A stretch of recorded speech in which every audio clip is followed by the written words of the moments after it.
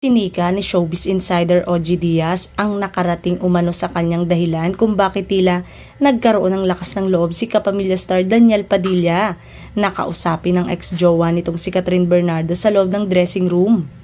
Sa latest episode ng Showbiz Update, sinabi ni OG na natunugan umano ni Daniel na wala pa raw ang ina ni Catherine na si Min Bernardo sa dressing room nito kaya pumasok ang aktor.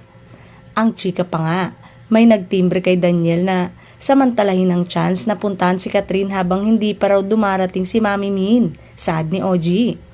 Dagdag pa niya, kung sakali na totoo ito na nag-usap nga ang Catherine at Daniel. Magandang ano yon, kahit hindi sila magkatuluyan, sana man lang maging civil sila o maging magkaibigan.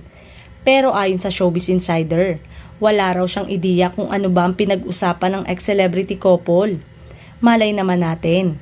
Wala namang kami doon, so hindi natin alam kung ano ang pinag-usapan ng dalawa, aniya.